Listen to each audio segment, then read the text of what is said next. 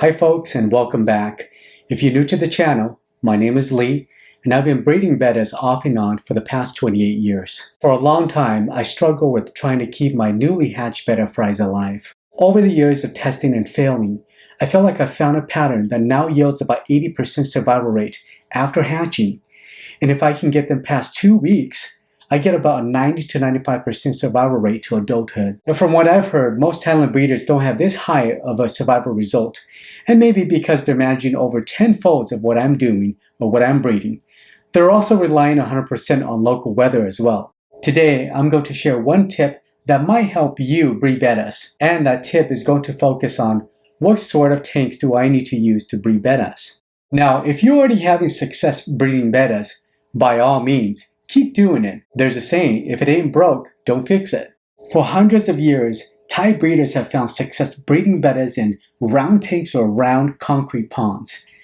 Now I've tried round buckets, round Asian plastic bowls, typical glass and plastic tanks, and there wasn't a big difference with the outcome. However, I saw a huge increase in survival rate when I started using these $15 Walmart coolers.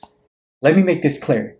If you're breeding bettas in your bedroom, or if you're lucky enough to have your own fish room and you can control the temperature, then this method may not apply to you. I breed multiple bettas at once, and I also don't breed my bettas inside my house because I don't want to upset the wife. And breeding bettas inside the house will definitely stink up your house. I know, this cooler looks ghetto, but by far, they've been the best tanks to breed in, at least for me, and here's why. Being that a cooler is heavily foamed and sealed, it holds a constant temperature and keeps the air above the water humid, mimicking its natural environment, of course without the dirt and plants. Any temperature fluctuations will kill your fries quickly. For a moment, think about this. Bettas are from the tropical waters of Asia, and I'm not talking about Korea or China, where it can get freezing cold, but I'm referring to Thailand, Laos, Indonesia, and its neighboring countries. These countries are near the equator, which means it's humid, warm almost year-round, and the temperature fluctuations are minimal. I don't want to get into politics, but with the increase of global warming, it's affecting a lot of betta producers and wholesales in Asia because they rely heavily on local weather to warm their waters. This part of Asia reminds me a lot of Florida. For example, it might be 90 degrees at 3 p.m. in the afternoon, and then only 87 degrees at 11 p.m. Now compare that to Sacramento, California, where I live. This is today's weather. 66 degrees during the warmest time of the day, and then it drops 39 degrees at night. That's a huge fluctuation, and bettas will eventually get sick and die. Summers are no different. Sacramento could be a scorching 102 degrees at 2 p.m. in the afternoon, then it drops drastically to 82 degrees in the evening. Again, that's huge fluctuations. However, a cooler will help mitigate that problem. Since the cooler does a pretty good job holding temperature, you can breed it in the garage, in a shed, and sometimes even outside, so you don't have to stink up your house. Coolers are easy to maneuver because it's light and durable. You don't need to worry about glass cracking. It's easy to clean, also easy to drill. Anyone that has drilled glass tanks knows how messy it can get assuming your tank hasn't shattered or cracked. What I do is drill a 1/4 inch hole in the back. I run one heater line, one air line, and then one light through. Now if you're concerned about heat escaping through this hole, you can always take spray foam and seal it up.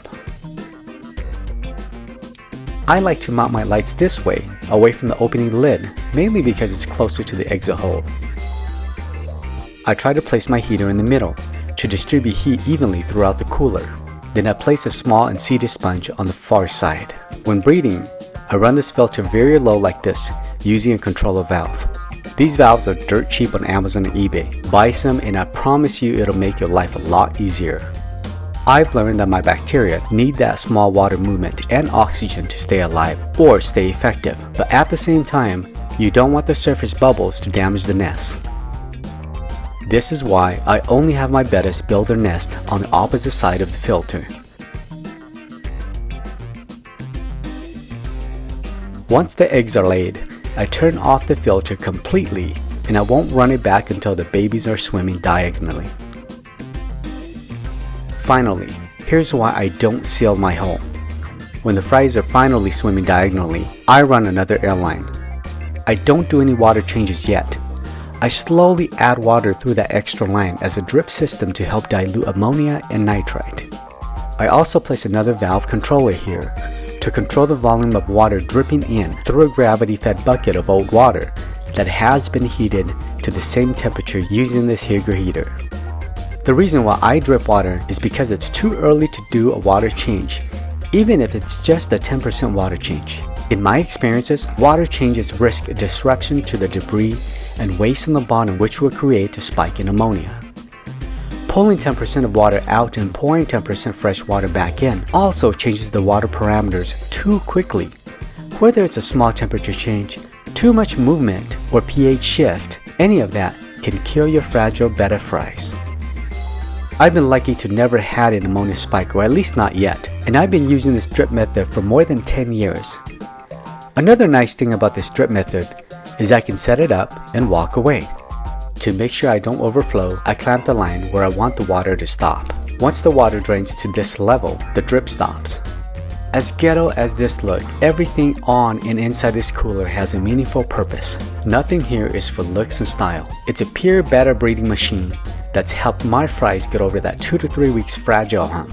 Once you get your baby bettas out of that period, they'll become more tolerant to water movement and water changes.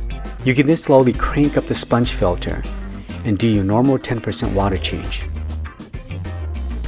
Give this a try, and it just might help you as it has for me. Please join me next time as we discuss about finding the right betta pair to breed.